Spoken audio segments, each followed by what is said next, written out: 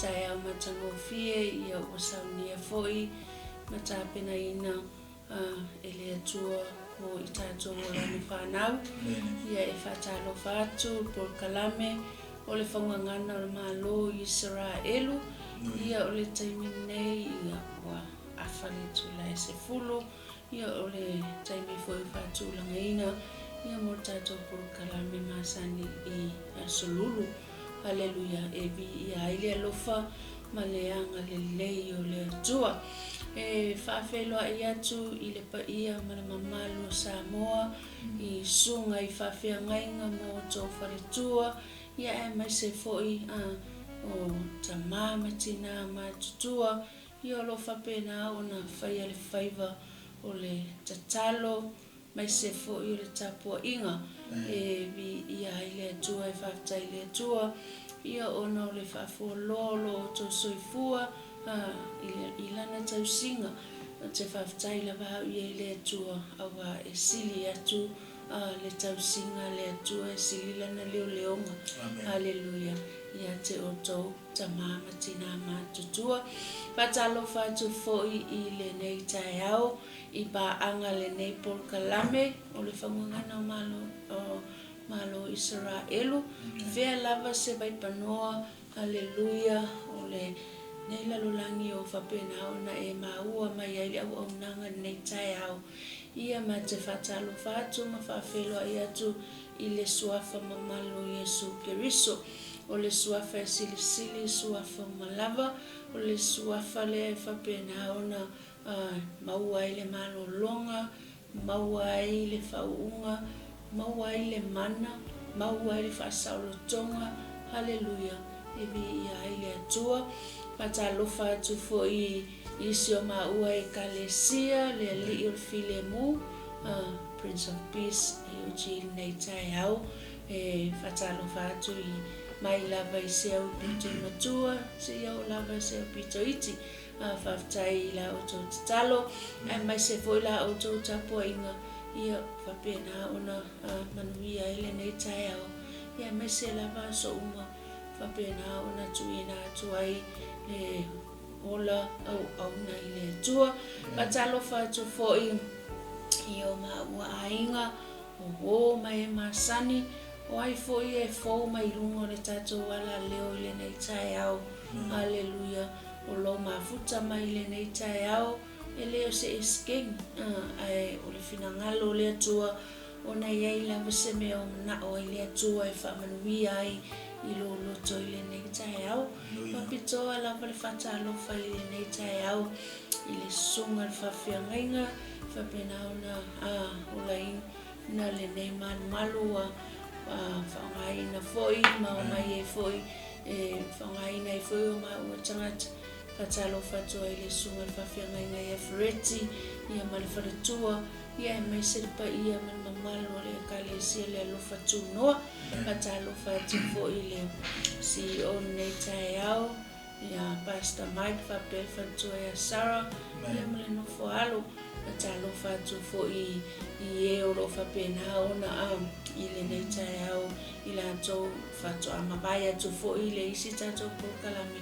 ia vi ia le atua o le wala lava lea e whaftai ai le atua ia ona o le nei ala leo tai tonu wa tele ni anganga tele ia la tō o whamani e ina i lungo le nei ala leo ona e whaftai le whaalinga whaftai le vision whapena ona tuina ia Pastor Mike Malfatua i o whapena ona ia i le nei ala leo e le whapealanga o New Zealand ia aiwa le lalo langi ato ia e vi ia ile atua ile nei tai au ia le whatalo whana amataina i fol tato por kalame ia tatonu ia iai fo i se vaenga o le upu o le atua o tato mta upu nei tai au whapena ona whamanuia ile atua i lo loto. Haleluya la lava se meo e manao iai sila fia ile atua mai sila fia ile atua o tato laulu sila fia ile atua ia o tato manatu o tato launa ele i laku lava se uku i whafua wa loa na sila fia ile atua ile nei la tai au La la basime o na oi. Hallelujah. Me ia fai lo atu. Me o na o ia o to. Hallelujah. Fa me ia o to ole mai I lo ingo. Ona fo ina le lo tamai to to. Ia o tato por kalame. Amatai na fo il nei tai al fa ngana malo ISARAELU. Ia fa man viele tua I la mai mo mai le nei tai al. Ia me se fo yo mata mai ia fa pena ona fa man viele tua I lo loto. Ia ai le tu ina tu la ona le tu nei tai al. Ia mo sana sauna ngai me se fo yo tato mata. Hallelujah. Ia ai ole a tato wo I lo mo le tua fa pena ona su ina tu. Le amatai no le nei por kalame ia pole au nanga foi I le nei tai. Hallelujah. Glory, hallelujah, Jesus. Matou vi ia lava oelo matou tua, wa matou tau wina lo lelei malo matou ngofie, awa ana lese anoa oelo matou tua, matou tele mawhaiona maua le nei aso, matou tele mawhaiona maua le nei avanoa, wa whapena ona e whaavanoa ina ma e saunia, ma e tā pena ina mo I matou o lau whanau, le atua lo matou tama mai lava I le tae au le au nanga a le nei ala leo lo matou atua le sunga ia mai ka mai se ia o au na lo matou atua le nei tae au matou whaftai ia te oe I lau whauunga mana e mai se le whaalinga o lau upu lo matou atua whaftai fo I le mana o le toto Yesu Keriso Papena ona sausauina I o matou tangata, sausauina I lungo o wala, sausauina I tono o matou taabale e mese lava me tutua I o matou vai, le tua lo matou tama, matou whawhetai lo alofa tu noa lo matou atua, o lo alofa tu noa lea o mawhai e ona matou to e whei lo ai, hallelujah, I le manuia mai a te oe lo matou atua. Talo tamai le nei taia. Iai lau whamanianga. Hallelujah I le ainga le Global Kingdom TV le nei taia. Ba anga masani o le whamangana MALO ISARAELU I tuli manu e whao le nei lalolangi o whea lava whapena o na maua I lo ainga o lau whanau le nei au nanga. Iai lau whamanianga I a te la tau. Le atua o ai o mana o mia le whamalolonga. O ai o mana o mia se ngā luenga o se pale. Ni pepa no fo mau ta mau le alava se toa inga mana onga lo matou atua. Whapena o na tuina atua matou loto ma le whamaoni e te oe. Ona e tali lea upola ua fionga fia lava I a te oe. Ona e fua ina lea o mea matou te manana o ai tama. Talo ianga le lei, le ainga le Global Kingdom TV, le nei tae au, whamanawia fo lau o auna ia Pastor Mike, mana wharitua ia Sarah, mana no fo alo, e maise ai tama o auna I lato o lo ngā solo mai lunga nei platform, ianga le lei lau o fio I so se taimi, fo ai le malosi, fo ai le loto tele e maise ai o lau whauunga I so se taimi matou te whaasoa I nā I lau ukuta mā iai lo wanga le lei o au na mwhalitua o ta mama tina matua manatua fo I le nei tae au Ia ala leo uma o lo whapena o na whaasoa I nā I lau upu iai lo wanga le lei Talo foi tamai la mataina o le nei au nanga Ie tuina atu ie te oe nga lue oe anga pa ia whapena o na whai oe mau matou fesosani mai se I lo whamanatu mai a te matou le nei tai au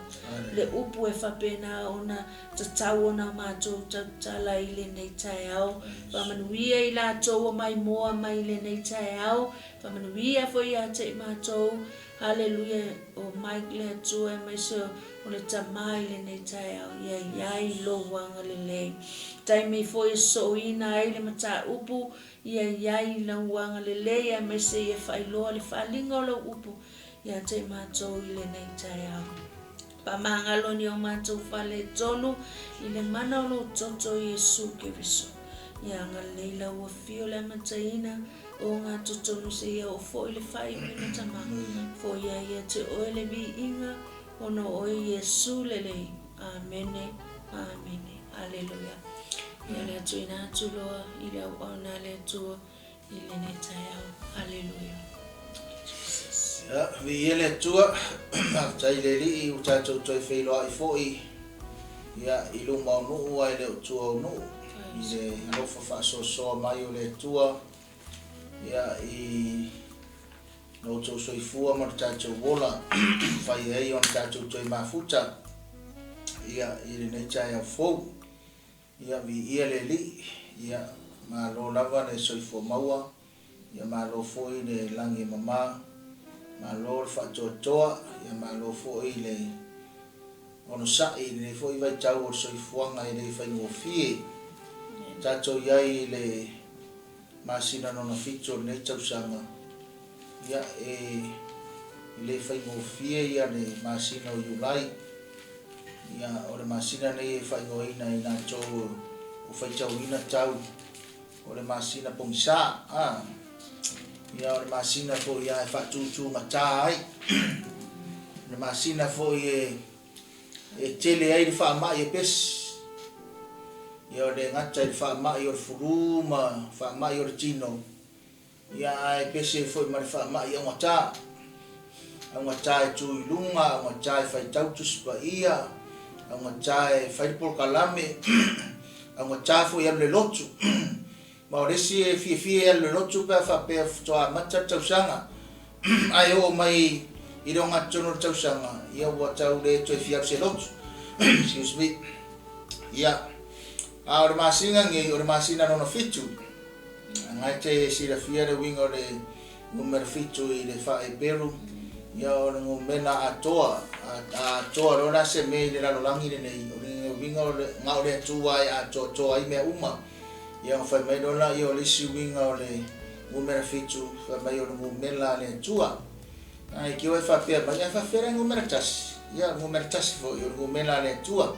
Ai pei a toa le taunga o mea umalava i le karena wha e peru e a toa i le ngumera fitu. Nanga e amata mai ai le fofuanga o mea umalava. Ia ngai ki sira fia o le aso mua i le aso ono. Ia sapi sa ngarue ina i fofuanga me uma ai o mai le aso fitu ia wa atoa me uma o le si mea o malo lo ai le fofuanga me uma lava ai wa fa mai si o malo lo ai le o le tua ai fa mai foi si ele malo lo le tua ai pe o le famtalanga tiringa ai o malo lo ai le fofuanga me uma lava. There's no more. O mai ran ngumena fitu no winga o tala no mai a chacho wa toa me uma o ngo le tua ya o le ngumena foi dea o le nei masina o chacho iai toi fa mana tua ia cho oi nga kwa ngaka lava toa le tua ia e mano losi ko inga masinga fa pengei e iai macho a fa pe foi dai ke mano si i no tau malulu ia nga winga o le ia o le tua le ata tau le tua awale e tara tu spai e fa pe mai e tangata e fa mai le li e la tu te le fa ia fina ngano le tua meaning ele o ya te la tau le tua o sa wanga ngi upu foi le e tau mai ai ala sira mai le tua wanga le tua ya tira na sira fanga sila mai le tua e mao i o tangata maia ai nga o wai sa vai lo tala matua ngan po e ye tangata wa tama mai upu e tangata wa mau upu a fai kamanga upu e mafuri ai maunga a fai kakanga upu e ko singa o fie i ale loto tangata nese umanga ko ore ta upu e fa manacho tua ia chacho ai mese lava ia le ia ne tacho masani ia o ngo me fa pe nei tau amata to chacho por kalame ia am to fa manacho tua ia chacho au fa fonga mai mana chacho o mata mai ia te nacho o e mau upu e le a fa ia kamanga ngi upu foi le ia dawa masani ia ono tacho por kalame o masani ya ni me fuinga o tangata e ata mai na upu e ma upu pe o tu la fa sa mo se tu lo pe o to ina ora ko ingor ko inga e le fuinga upu ai e se uma ya na udaiki ora fo yar ko inga fo ringa o macho ai le fuinga ma ko upu ese uma ya na se papa ya Hallelujah. Our mero fa tuai. O le mele ta tala no ai ama te ta por kala men ne cha ya o le changa cha fo le fai mai le ie ai le fai le fina ngano le tua. Peira o le mene ua ringo fai atu o le u kan mo ku le masina no na fitu. Fa malo losi o le fa malo losi por kala men fa ngana na malo Israelu. Ye fa malo losi o fa malo losi. Sa ungi ang ita ya o pese suli fa malosi pe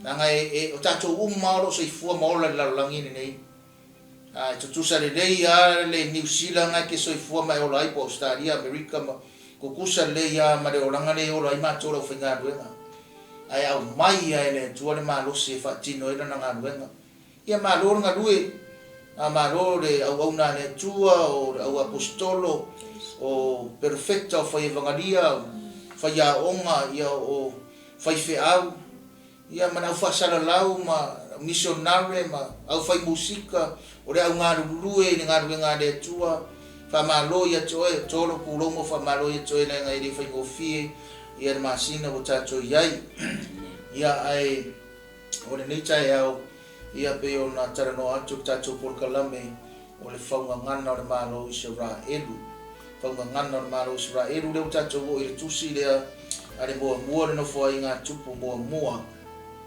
no foi nga tupu mo ia masaro tacho por kalame no na sifuru mare valu le ia ia le tua sifuru mare valu le ia ia le tua mo no foi nga tupu mo ai o te fia fa nga ina no tau po ato o malava ale la kango o mai ngi vai nga tele selima ai nga tele selima ya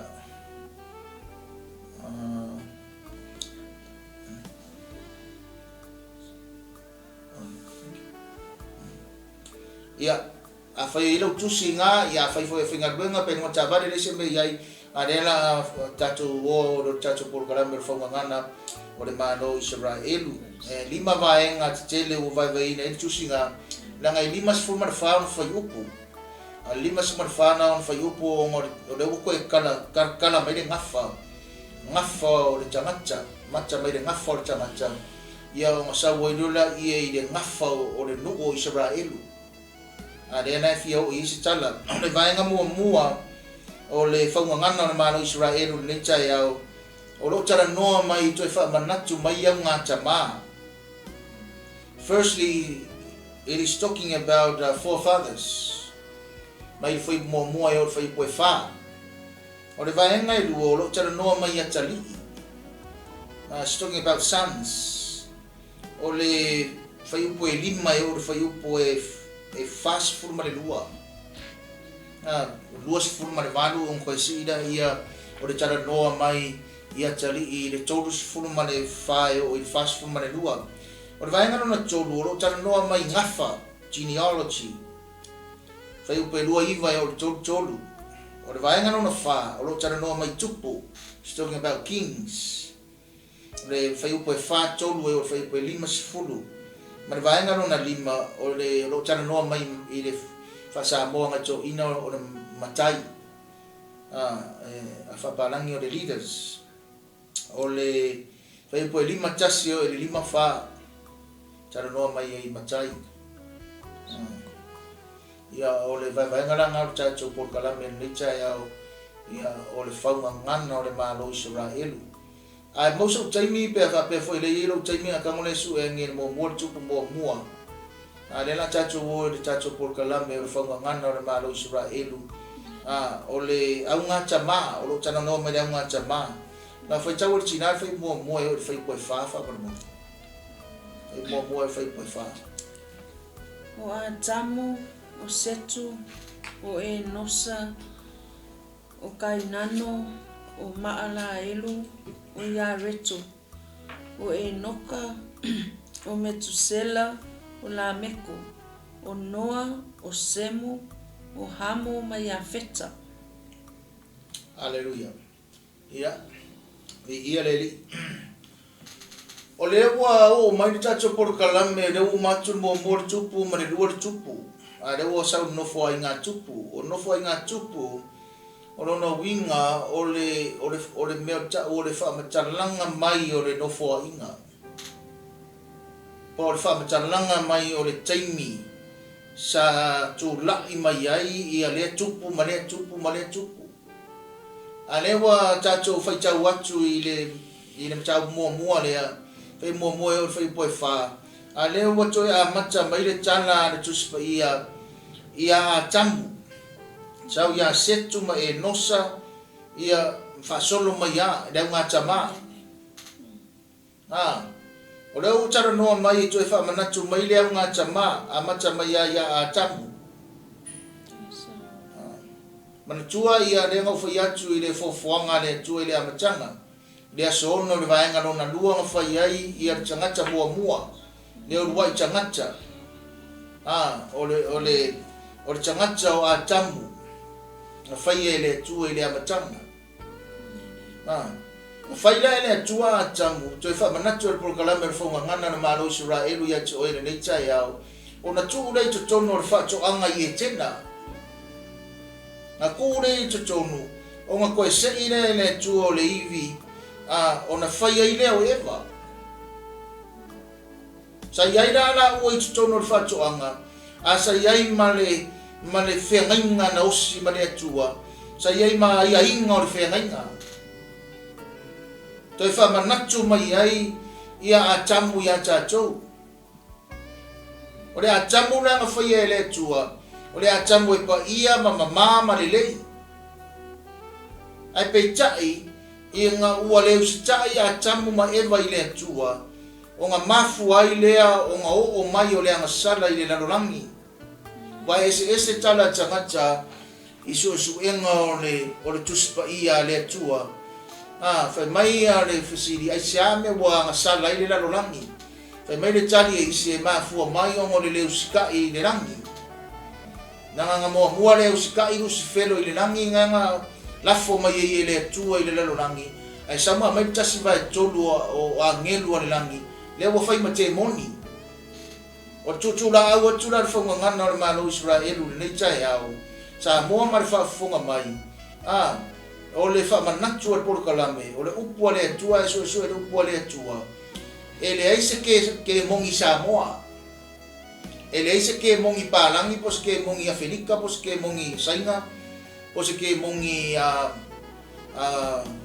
la loponga po inkia le ise ke mongi fa pena o ke mongi fa pena ya ka ko ia sa mo ma ta tu tanga sa mo e ba benga mama o ke mongi sa mo nga ngofor sa mo ma fai nga ngofor ma fo sa mo ma fai ke mongi sa mo no tar no fora ma tu wa o nga ka lofa ngai pelenga ngai tangata wa ma vai aku ke musu ka waku swafo tangata nga ngai ke loa ngai ki sila fia a o mewo yai o ma fua mai o bo o tare di mele ma fua mai o nga o sakang o rusi felo nga lafo mai ele tu de lalangi sa mo amerika si vai kolo a ngelu pa wanga o ke mongi le lalangi ke mongi nga e fa nga ke mongi nga ia suafa o tangata ia nga mai ra ia kari kongo i kangata mesa ka ko sa mo e de memo muana de sa mo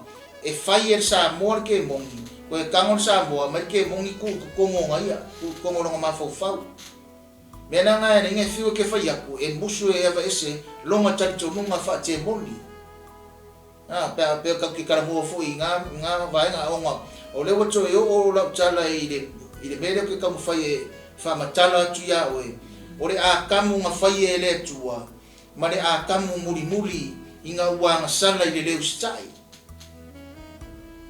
nga iei no nga ta ua i le fonga ngana o le malo ISARAELU Nanga I luma kuna lena au Isa utana I kafa mamala chichi e tacho por kalame o luma tu ma fa maungi e makungi o so Israelu mai la chou wai malanga Israelu a mai ngofu Israelu as ko sauri tala Israelu ke mingi ele ko yo se kala Israelu I kua yang akamu e sau ngaka yang pera amu nanga ye longa winga de la fa matana le chichi atu ya choe e winga fa ngana o malo Israelu inga ye tacho lo ai ma o ina e tacho se ore a tamu mo mar eva fa ye le tua a ile pa ia mama mamalu taranga tu pa ia ai nga wanga sala a tamu ma eva ile tua mena tara tu pa ia ma vakule le tua ke rupim se rafi ele leo ile la nga le ora ai tuli ese tangata mar facho anga inga wa tuli ese tangata mar facho anga wanga sala ile tangata wanga sala le wai tangata o sabla ia watu mai ai mare ele o le fe nginga ele o le tangata wanga sala na nena e tata no e tata o nga chama na le fa solo mai tana ale tu spa ia ya nga chama ia tamane wa do ka ko kupu mai na rangi tata fa na mai mai nga sala mai tara tu spa ia ngai ka ko mo mga vortina mai nga sala ko fa ngau mai mai nga sala pangangana na malo Israelu tu fa manatu ya joe fa manatu ya ja ure nei ja yao nga fa tau ai le mo no fa ngatu mo fa mai o a tamu fa mai le fa palangi fa mai Eden fa manatu mai ya joe ma o cha jo umalava o cha jo o cha ngata ngasala o le tatou tupu anga ngasala mai mau pe ang tatou tupu mai o la lava I kokongo o fato anga tamu mai eba te mangua ele yang saraka ko ke we fisili mai o rara me o ya ko e kai e fa ngau tatou fa ka ngu o arfe le promisia le tua fa ka ngau mu ola mai fa kumu la langi o le lalo langi nga sayai e tena e tai o lewa wa ngasala le wa changacha wa ka ko fa ngau mai mane ngasala ore fa natural por kala me nei cha ya fa manatu mai ai tacho wa nga chama ale nga wo tana no tu I va nga le a ore meta o fa ngana na malo Israelu e to fa manatu ya to o fa manatu ya cha e ya yo tacho tupu anga le luma e ele men tacho tupu nga mai ai o aso na o ngo da se me wa tua ia la nga sanga na ka ko lo uma cha cho uma changa sala metara tu spa ia wa nga sala changa malaba ma bole o ile vi inga mai le tua alfa manatu la por kalame ne cha ya o tu fa manatu mai ai o au nga chama is talking about forefathers atu mai na ya cha cho ile vai chau e ia yo cha cho wa nga chama e yo chama e no chama na ta cho so I fu mai maula mai ai ine nei na ronangi o isila o fai langi tu nga si na I matua ala lava ia ina I matua e mafai nga e manatua nei cha yao ave foi nei no por kalame to ai pulo ma fafta yatsu o ine nei cha yao pe a fai o chamacha o nga lava che manatua na yo matua pe a fai so I fu nga yo matua pe a fai nga ke kausi lo ka mama lo china pe a fai nga ke lo fai lo cha mama lo china awa pe o fa ya kurisi ke e lua matu o tangata o le matu I le tino nga soifua ma ye le tino ma le matu fa le nganga o le tau sia le nganga ai ke lo fa la ye o matu nga le tino ia fa mo mo ia lo fa fo yo matu fa le nganga ia mana tua ia nga yo matu o tino e ye fo ngo nga yo ka ma nga yo ki nga fa le nganga e te lo fa tau sia na to se ke tau fa o le nga fai UPU ia vai ngai lua o lo tara no ia tali fai po 5 valu mas furfitu fa mo Wa tali o ia feta o ko Mary mama kuku mame tai ma ia vana ma tu palu mame seko ma ti rasi ya right but o atali fo I o hamo o kuso ma misa raimo o futu makanana o atali I o semo o e lama, ma asura, ma afasata, ma luti, ma arama, ma usa, ma hulo, ma kiteru, ma meseko. Ya, ia le tua o leo tala noa mai memo moe a tali o ia feta, lua o tali o hamo, tolu o tali o semu. A koe si lau fai tau pe a mosa o kaimi i le fai poe lua sifuru marwhae o fai poe lua sifuru marwalu. Ma koe si lau fai tau fai poe tolu sifuru marwhae o le fast sifuru marwalua. O lea tala noa ia tali, he's talking about sons. Whangangana na malo Israelu ni chai au, le ada winga o le mea e tu la au atu ai por kalame ia to ne chai au o le chama na te fa na wina le atali au I tau fa so longa mai o le nu o le tua maka mai ai le tala anga o le lalolangi kau fa so mai le nu o le tua o le kau fa fau mai e le tua se mea aware anga I lumo o le tupu anga o le tangata e fa tau nu ai pea le forofolanga le tua o uma na fai ia whanau mauruola, ma ia whaatumu ai le lalolangi. O le iaina le tantonunga ia o onga, sa ese le lalolangi sa manatu iai le whirangalo o le atua. Pei tai, ona wanga sana le tangata pe ngofo i atu, o ngā o maina o tātou I le lalolangi ngei, o le lalolangi anga sana, ai le sui ai le whirangalo o le atua. Whai ngofa I loa tu atu o ele nei tai au, o le loto le o onga le upo le atua, tātou te iloa I wa iei fasira tangata, ngā sira fia ele atua ngā sala atan. It's not an easy question to answer. It's very hard. Ai kako mafau lo loto ia o onga tuspa ia, ma tātou sa ili le atua, ma le wha sino mai, ale nganga pa ia o le atua, e le wha fuase ia le atua I se mea, o le atua e lava lona silafia e lava lona poto ma lona tamai ma lona mata isau e lava le tapenanga le atua I mea uma lava ai whatau nuu ai le atua lana upu whatau nuu ai le atua lana upu lea watau mai atali e atali mai atali ia wai fafo mai le lanolangi o tangata ngasala ai mawhaingo whape atu ia te oe I le neita e au o le tau turi matai e le atua langa koe whekalai a le atua ke nese tolu whai poe e sifuruma le lima ina wanga sala le tangata. Ma e le pepelo le atua e le na upu sa moa man whafunga mai. A le wha tupu e le atua o wa a le aini tama e le aini atali.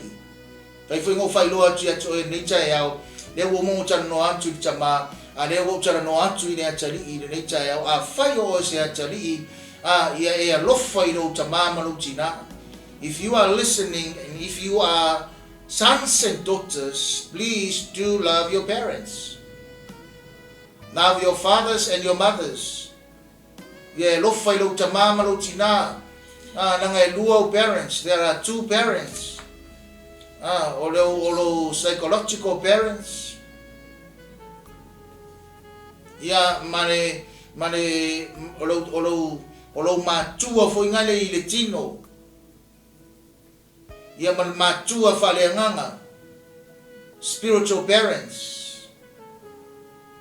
Ai e lofa le o matua pe fai o se atali langa ele tei ia o I le lalolangi nei manitina ngai ai matua nga fana wina I ma ua I le lalolangi le nei a lewa tara noa mai le whangangana o le malo Israelu nei chai au e iai le mea lai whaatau nuu e le atua na upu ma iai le mea lai turi mata ngau I le whirangalo o le atua a whaila o peongo whai atu a whai o le atali ia male a whawhine nanga whengang tuai mea lea male a whawhine ia e lofa le leo matua ia lofa le ngate lofa leo matua ai e lofa so stangata vaenga tolu tara no I le ngafa tara no mai I le whai upo e lua sifuru male iwa e o torsu male tolu na whai taura tina nanga whai upo e lua sifuru male iwa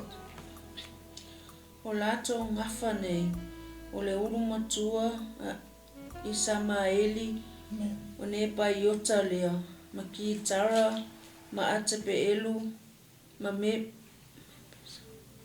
pesama lua iva. O la tau ngafa nei, o le ulu matua o Isamaeli. O le o tala noa mai ngai le ngafa o le tala anga mai o le ngafa o Isamaeli. Ai si koe foi la titi ala i lunga le fai tau, si kaungo whamamrama la titi atu i vanga rea, si fai tau mai whamole fai upo e lusu wha, lusu lima, lua ono, lua fitu, lua walu. O semu a fasata o se laa, o a peru pe leko o reu, se ruka na kori o tara, o aperamo lavalea, o atalio aperamo Isaako ma Isamaeli. Ia, ia le li. O lea lava e wha solo mai le tala anga o le ngafa ngā mata mai lunga lua wha solo mai na lo i le lua iva. O le ngafa lea peongofo i atu, o lea wa mata mai a Aperamo.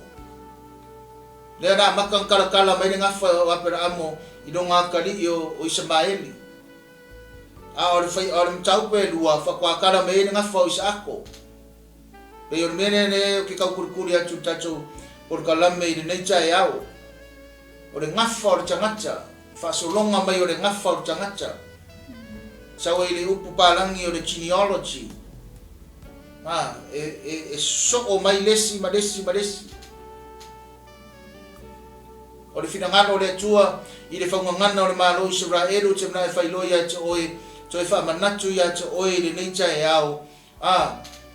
Wa mafua unga ko iai le lalo langi ngei o ngor fina ngalo le tua nga macha mai lava pe ngo foi atu macha mai lava le nga chama to tono le fatu anga fafo mai le fatu anga sau ile nu o le tua ya wa makanga va vai ya le ngafa o le nu o le tua tala anga mai o le ngafa le nu o le tua da o sau le ngafa o Isamaeli na nga fai tau kele yo ingoa ma kele ya le ale mawinga ia te tatou o le ase fe au mo i tatou. I le mea tau o le whaasolo mai o le porkalame a le atua. Porkalame a le atua uma le tina wa iai le whanau. Uma le whanau wa iai le whanau o le whanau. Ia wa iai le whanau o le whanau o tupulanga toru ma le whanau. Al tupulanga tolu ma le whaarwhangangana malo ISARAELU whamanatu ia te oe mau o fuafuanga uma ia le atua o le whetalainga le atua e whaatau nuu e le atua ma e le aru ese i le atua Samoa manana upu na whai manana whetalainga na whai nga ngā whaasolo mai rara ngafa o le tangata o le tau o le tangata e wale ko iai se atua a o le mafua anga o le iai o le tangata o le tua. Ai koe sue foi lai kua, e koe oa koe sue i kua le tala anga po le ngafa o le tangata. E maa fua mea uma lava o le tua, o le winga ngā o le porkalame ne nei tai au. E maa fua o nga iai, ma o iai, maa fua mea uma lava o le tua. Lena na tatu o i le vaenga i whaa, o le vai o le tusi. O tupu, tara noa mai tupu. Ngā whaitau ar whai whaasu ban tōru, whaamaramu. O i lato nei o tupu sa tupu ai i le nuu e toma. A o le ai se tupu i le whanaunga ISARAELU. O pala le atalio pe ora. O le ngō lana ai o tine ava. Leo tana noa mai tupu ranga leo sau le ngafo o Isamaeli. Tana noa mai le tupu e toma. Ai le iese tupu ISARAELU. Ai vai le tuli mai ai le atua. Na lava iei le atua ia na fuafuanga mana mea uma o whai. Leo tana noa mai tupu. Tana noa mai i le tainga le atua. Tana noa mai le tofinga le atua. Tana noa mai le fina ngano le atua. E iai mea uma lava ono le finangano o le atua.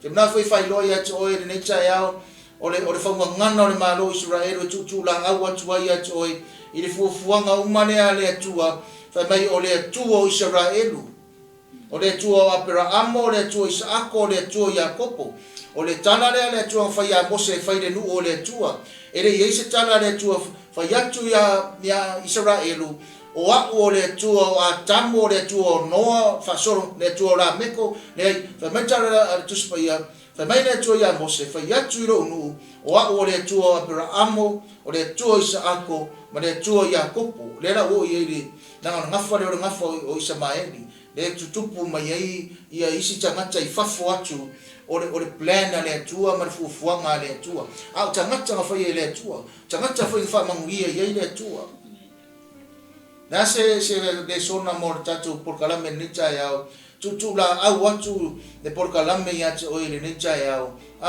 ne ya awani tatu manatu nga tatu lava fa na le atua awangi ka ko mangaku nga tatu lava tangata le atua awangi tatu manatu nga tatu wa ya lofa mai le atua awangi tatu manatu fa pe nga tatu wa e fa pe na na fai ona tatu maua mea manuia mai le atua fe mertara tuspa ia o le atua ya mi tonu o le atua ya lofa vai le mi tonu o le atua e fa sulu ala ngala i lungo tangata mi tonu ma tangata ami o le tonu e fa timu fo ia le atua e ke le kimu anga oe e ke le langa oe e te le manguia nga oe e manuia tangata uma lava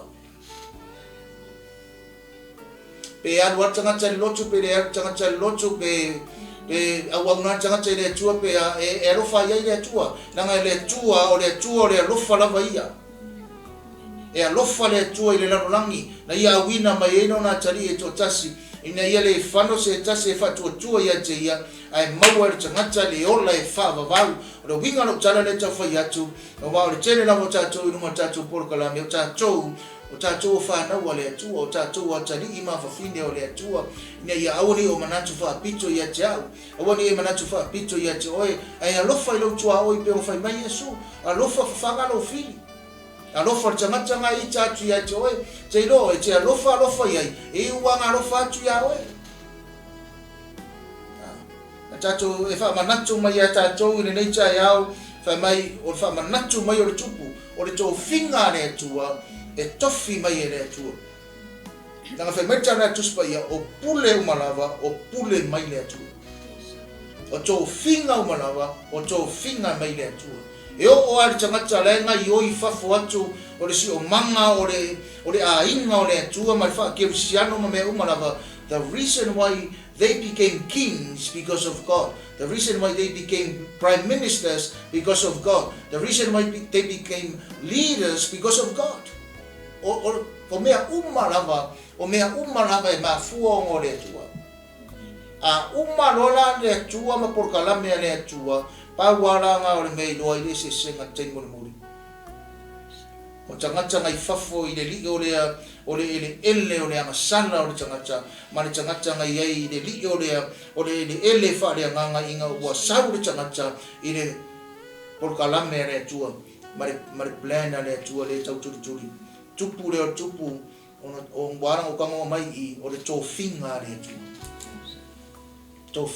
tua ai ke we fa pe ani la le fai me ko finga le tua ai ro o ko finga na va ale no makua ko finga le kalesia ko finga kangaka ko kero le ainga nga ringa ku ku i pe amor ko kero le ainga ala nga ku runga yo la ku mo le fa ko fi le tua rungo o le fa ai de position runga yo pe se era le venga runga o ma ke vai fo ya a sea esasi ta le fa va finga esasi ya que vai a ave lunga tangata yo o pole ana winga no fa tule ai o to finga uma le tua aska mo foi Ismaeli ia na ko mai foi i ai foi no mai ia fa mangianga nga lua ana fa ko si ka mai fa mangianga gol patua tanga le fa lunga tangata le tua fa kwa ilo ana se senga tengu mu pe ko fa yaku winga no tara fa yaku to finga o mai le tua o ke pole le ana winga le o le whangangana na MALO Isaraelu o tātou o tangata o le atua o atali i mawhawhine o le atua ka koki kuri ma numa ane whina ngana o le atua vanga muri tara noa mai e whai po e 5 manatasi Ya kangona tina fai kau nga o amatanga mere ka umai matai. Mo lima tasi o lima fa. Ona whai ai lea o matai o e toma. O le matai o ti mena, o le matai o a leva, o le matai o i e teta. Kau lima fa. O le matai o alipana, o le matai o ele, o le matai o pinona, o le matai o kinasa, o le matai o ti manu, o le matai o mepesara, o le matai o makitialu, o le matai o irama, o i lātou ia o matai o e toma. Hallelujah. Whangungana le malo Israelu lecha e au manatu mai ai pe o ngofa yatu o tō whinga umai mai e le atua le o whai matai o i tū a inga ia, tū a inga o Isamaeli. O umanga whai tupu, whai matai. A tupu, matai. Nea nā tatu e te papa ai i kia ufu pia o whaitu telo taimi kia ufa pesisi o rea ere winga lapo kalame o le whaungangana na maro Israelu o tātou o tangata Samoa. Papa o ngia ia o onga tispa ia pia whai te follow mai tātou por kalame mai si por kalame na isi au auna o lo tara noa malosi le nuku o le atua whatasi e ma le nuku o Samoa e iai le so o tanga pia tātou malama lamana nei i le tusipa ia le atua. Ngan whaingo whape atu ia te oe ngi ke wae le mali e mai atu ia whaingo whape atu ia te oe ana le ai Isaraelu e le ai se Samoa. Ia koe kukuako le kikire le tua lau tala ke wae ave se anga le ai le atua e le ai se Isaraelu e le ai fo ima se Samoa. Nanga le plena le atua Samoa ma le whafonga mai ngalu mua ia Isaraelu.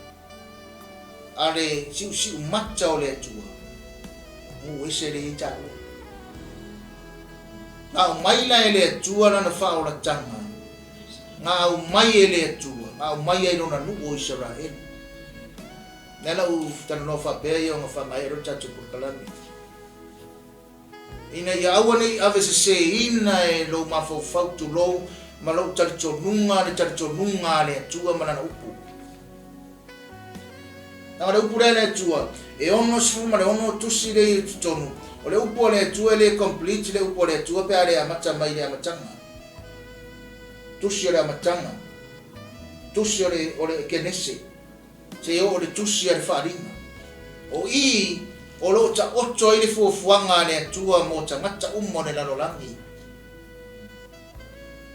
O Isaraelu e o Samoa. E so o turu inga umo le lalolangi.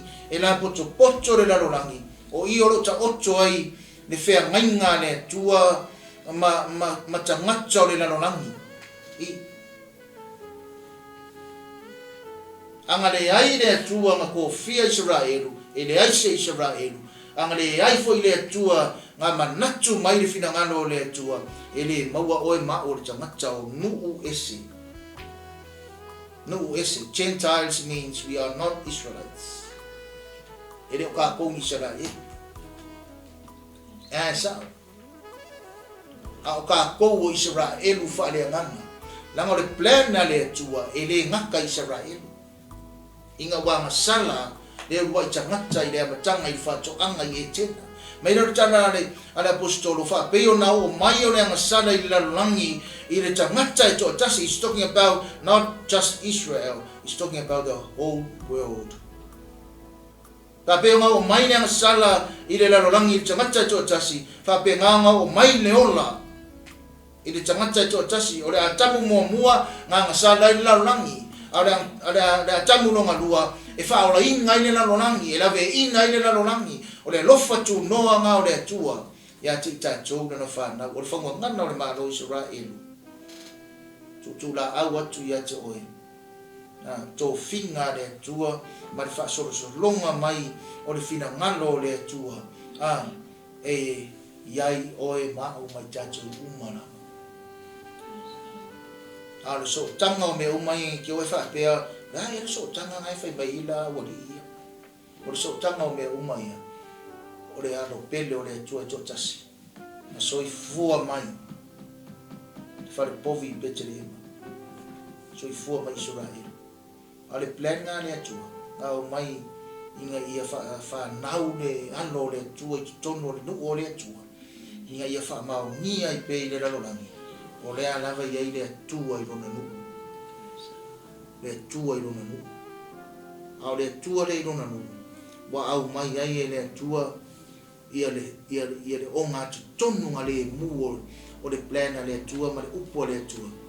The center of the Bible is Jesus.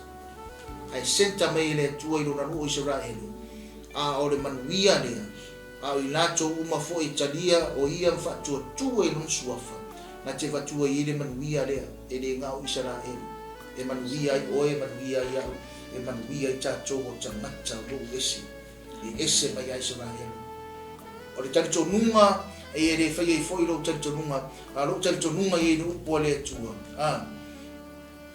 kau ki kalia lo Yesu ke risu e whai mari ma whaola e le o koe o se kamaka o se ngu ese. I'm not talking about Israel.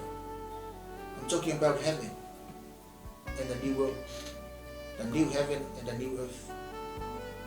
O ki karikongo ia o ke le koe kau e sea ia ma fofuanga le tua. I'm not a Gentile anymore. Ke o whape mai, oe le mamara ma le ria ringa ro Gentile. As I said, I'm not talking about Israel. I'm talking about the kingdom of God. I'm the citizen of the kingdom. O le atali, o le tina, o le afafine o le tupu o le manu. O oe o le tangata o le manu. Ke le koe popole i fuala isi lava mea. A o oe ma o le tangata ua e belong i fufuanga le atu. Whai ai le atua Israel, ha mai e ino nāro pele, se i loa e tangata, e le pepelo le upo le atua o whai anusa. Ea kore buunga, ko la kou oro mau tangata, a oa ora na tua tua. They are my people, and I am their God. Tai fo lea matala, na whetalainga le atua, wha manatua i pokalame e toa i mechaya. O oi ore tangata o le atua. Wa o tangata o le atua. A o le atua, o le tatu atua. O le atua e le suia. O le atua na nafi o le soe o i whawawau. Lea kuli mai are fofuanga le atua. Na ngai le i maliu fua Yesu. Na maliu Yesu mo oi. Na maliu Yesu mo oi. A whai o e mai. I e tali tonu iai. I le suwafa leo i over rafa. O rafei. O i o le tua whamalo lo mai. E le iloa le tangata whamaongia le tana le tuspa ia i le suwafa leo i over. Le a le ui atu le mai atu. O ui mai le mai atu. E kau ke inoa. E a wala mai fo mai ma. Vaila au ma tau fitinga ma fo ma. E a wala mai ngale atua. A o le atua lava nga ke whaia mea umalama. O le atua nga te wha ato atoa mea umalama. O le atua nga te tali atu i ate oi mea umalama. E le o suia le atua lea sa hoa mai whafonga mai. E le o suia le atua lea. O le atua sa iei lea matanga. O le atua sa awina mailo na alo Yesu ke riso. O le atua o lo i ai lava i ate i tatou. E a wala i lea nganga pa ia o le atua. A whai o Yesu mana onga i le nei tai au. Wha manatu o le whaunga ngana o le mano Israelu. I le tusi le nga whai tauina. To e wha manatu mai a tatou. E ia ngata maa. E ia talii. E iai ngafa. E le ngata fo ina. E wha solo mai lava. E iai tupu. Li tō whinga le atua. E iai matai po mea ta o matai li tō whinga le atua. O le atua lava i tutupu ai mea umana. Wafo ini mea e ui ai. Wafo ini mea o ui ai. Tato wha tanga pe le atua. Ke oi wha pea mai. Ui wha kanga fo ina mea le anga mea. Ui ai kako.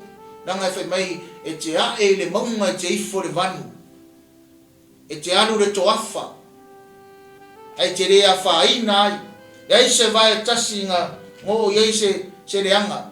Nga sawa wali mai ere ru. Ai se a. Nga sawa wali runga o ao le atua. Sa vavani lunga i le whamangianga. They were covered by the presence of God. Because God promised. A yese mea nga polo misi ko ile atua ia oi. Ia i roa ngai ki savari mau savari lunga. O a ao nga folo le tu. Mai ai pa u. E ke le pa u, loe pa u. E ke pa u a sapo o e le u. E lo atua. Aisha, i le atua le mea ki ai. O i le whare mai, o lo whare ainga, o lo whare whengan wenga, o lo maota ma lo lao, tono la ta vale, shopping center, o whea lava mea ke mau e polkalame, nei po tai au, o sesi taimi. God is still your God. God is still in control. O lo iaiane atua mawai, don't you worry, as he promised, I will never leave you nor forsake you, but I will be with you always. Afai e maua mai ne polkalame ne tai au lo isi mana unga whapitoa, i te talo ai, polkalame me tātou, i le ne tai au. Ka mai o le tinaya Rasela, i te talo ai, lo i le wharma.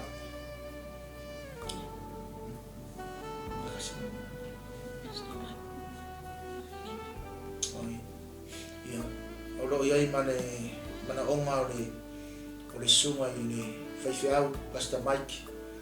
Ia, o lo iai mana onga i le tautonga nei aso. E le ngata fwoi leo ia o le whionga ia mangeli, Nick, Mayen. Ia i whamaro longa le li. Ia, so sisi lava, mātutua. Ia, anese o sisi o lo whiomana o mia, ni te talo o whamaro longa. Hallelujah. Hallelujah. Ia e tari tonu ro ia te oile atua. E te lua o ma le atua. Te lua whewa i ma le atua. Ka mena ri tala le tangata o yopo i mangai ia e le whare te talo wha o mai no wha maru. Ka mai. Ia e wha ma sani ma le ri. E te while mua. E te mai. O le ara lava le tua inga avenga, o le ara tua inga mawhatianga. Ai masani le atua, te while mua lo mawhawhau. Nanga uresi e tupu roa, mai roa, a makaronga vesi mawhawhau le while mua mawhawhau. Mai tangata o yopu, e wha masani mareri, e te while mua. Boni mai ufonga mai lo roto, to whatasi o tātou tangata. Lea o te talo i le nei taya. Ta mau mātou whaafitai. O lau porkalame ao lo o whaata vale ai mātou. O lo mātou iaia i lunga le atua. O le mea ta avili. O lo mātou iai lunga o le lau o lau fuafuanga. O lo mātou iai lunga o ua ao alofa. Le atua wa iai nisi wa awhaina o nātou tino i mai. Pape o le tinaya Rasela i wharema i le atua. Na o mana o mia le mātou te talo so o i le au noa. Ta talo ia so uma. Te i ngalue lo mana. Whamaro lo i le tinaya i wharema i. Mai lon tu mua i le rofi o na vai. Mai se lau whamanianga i le tama ma le whanau. Talo le atua tui nā tula o wauna.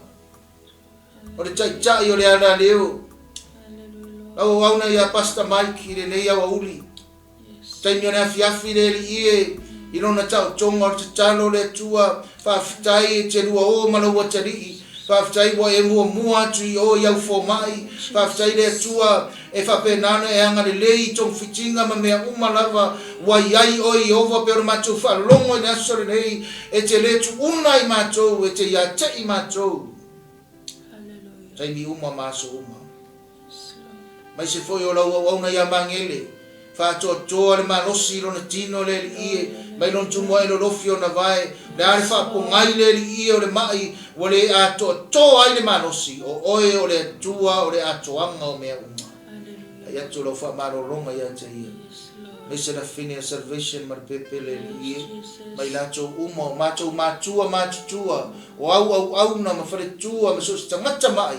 pa yatu e lau fa malo longa mana ai stasio mai mo mata mai le tua nei taimi ma se taimi muri nei porkalame ai eso na mana onga fa pitoa le tua tatalo tali ane ai lau fio ma lue atu ai lau mana anga le atu ai lau fio oni ma vai lau fa manianga le ala leo nei au na le tua ya freti matisse ma no foalo mali kali sia nei me so le no foanga nei le tua au nei ma vai lau fa manianga ya mai masara ma fana me so ona umo ngaso lo mai we o nganu lu ele i anga le leila o fi fa me fo se ma tu tama ya malo ni chaya man wi ma tu uma I vai ngo toyo nei yaso man wi ala leo uma le tua man wi lo mu Israelu tama fa na o sa moro yai lo fa ngia la o fi o le tua la tsalo le mongo olive